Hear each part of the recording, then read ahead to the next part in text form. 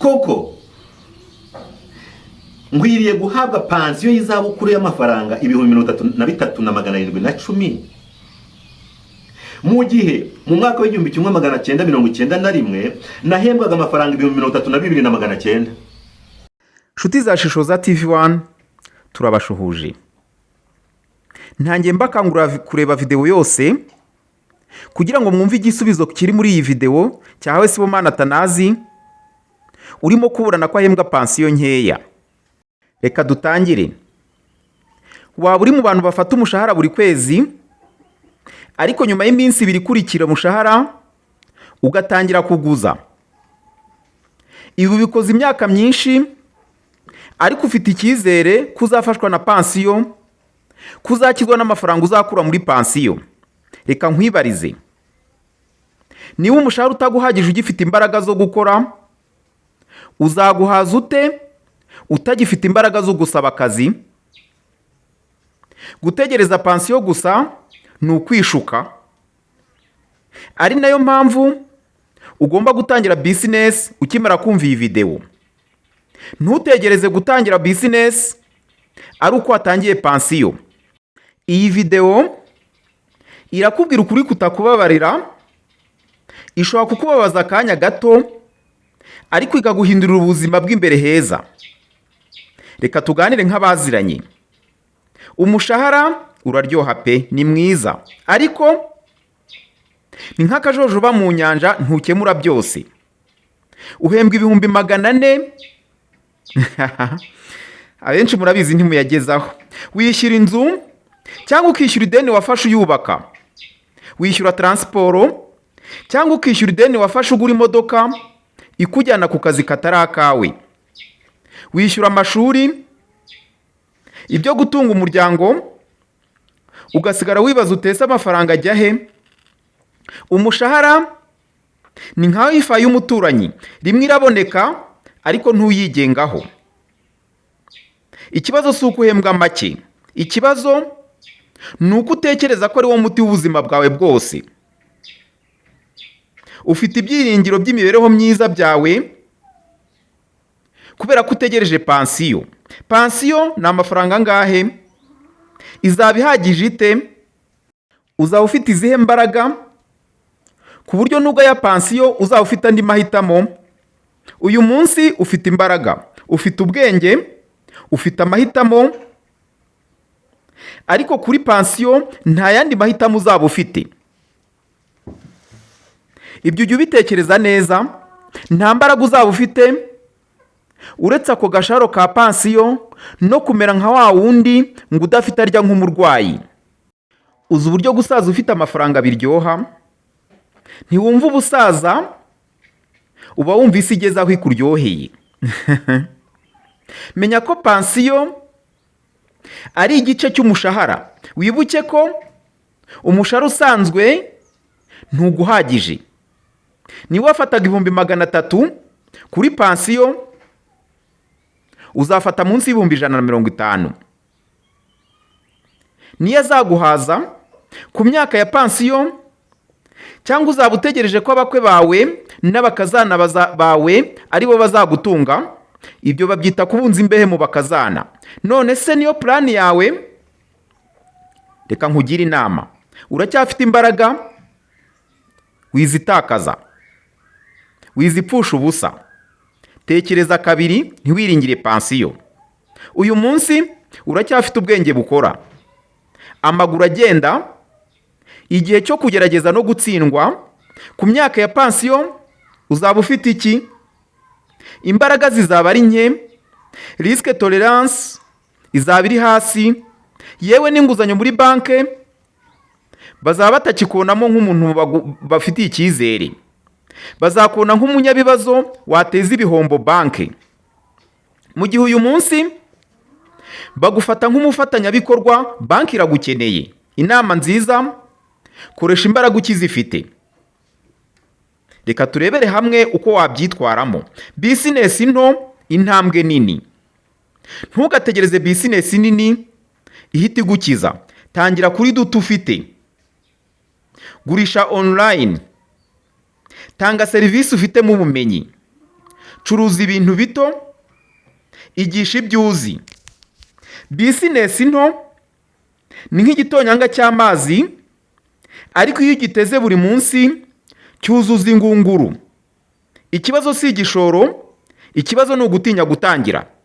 Reka tubanze twamamaze gato tubone gukomeza. Igisobanuro cy'ubutunzi ugishakira aha, niyo mpamvu Furukara Printing Limited yaje ari igisubizo kuri ba rwiyemezamirimo, banyenganda, banyabukorikori, namwe abikorera ku giti cyanyu, nimuze mbarangire muri Furukara Printing Limited. Mucukubiri n'ibihombo bya buri munsi bibahoza hasi kubera kutamenya icapiro rigezweho muri Kigali. Furukara Printing Limited abayimenye bamaze gukura amayabo. Twandika ku myenda, twandika ku makaramu, ku matase, dukora ibyapa, amafoto yanyu, business card, invitation z'ibirori, ducuruza biyari ndetse n'ibikoresho byazo.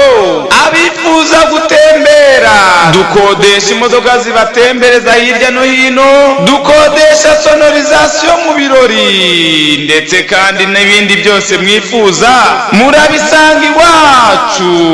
Furukara Printing Limited dukorera mu mujyi wa Kigali, ahazwi nko ku Nkuru Nziza, ni ku gahanda k'amabuye, mu gikari cyaho, mu nguni iwacu hariranga, ni kwa Jean Paul Habiyakare, benshi bamumenye nka Niyoma. Ntawe utahazi ni ikimenya bose. Duhamagare kuri 0789 58 23 Furukara Printing Limited, umunara w'ibisubizo kubatugana.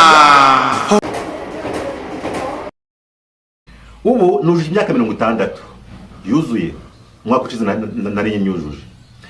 Ubu igihe cya pansiyo ndasabye pansiyo, murayibona imbere aho ngaho akakanduka kahari, ariko ndabasomera n'akandi. Ubu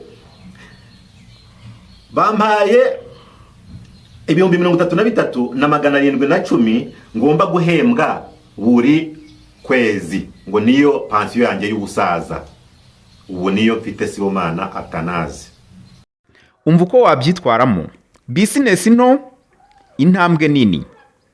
Ntugategereze bizinesi nini ihita igukiza ako kanya. Tangira kuri bito, gurisha online, tangira serivisi ufitemo ubumenyi, curuza ibintu bito, igisha ibyo uzi.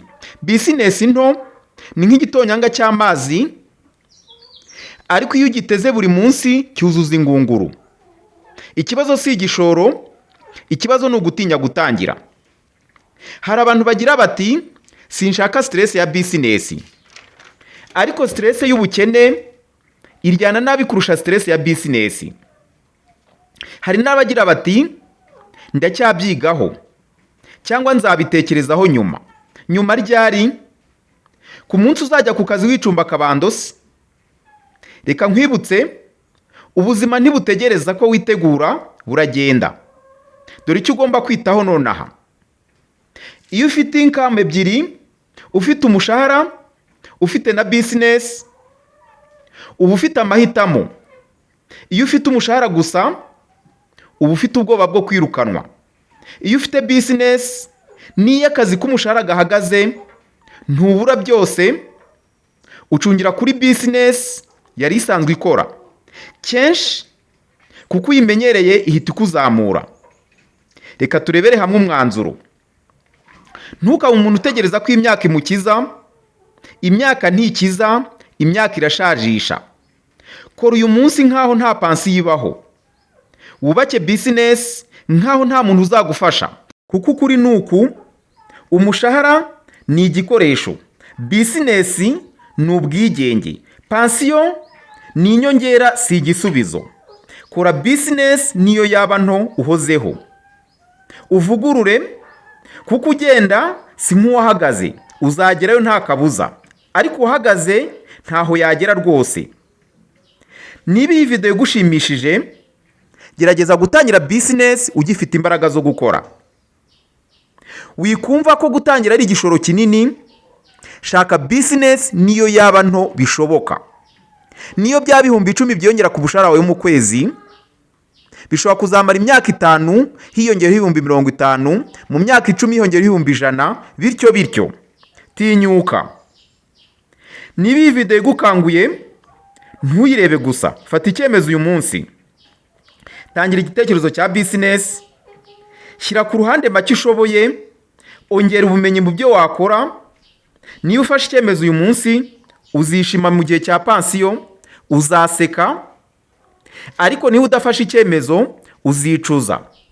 Uti iyo mbimenya kare, nkaba naratangiye business nkiri muto. Iyo utangiye business ukiri muto, niyo watsindwa urongera ukagerageza. Ariko iyo uri ku myaka 60, ushobora kwiyahura. Nta yandi mahitamo ufite, ushobora kwiyahura kubera ibibazo byakurenze.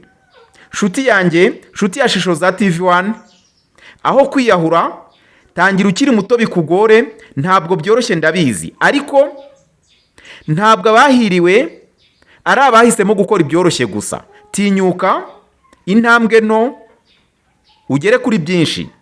Mwakoze cyane, tubakangurira gukora subscribe niba utarayikora, kuko nta handi uzakura ibiganiro bigutyaza ubwenge usibye hano kuri Shishoza TV1. Naho ubutaha, mwakoze cyane. Koko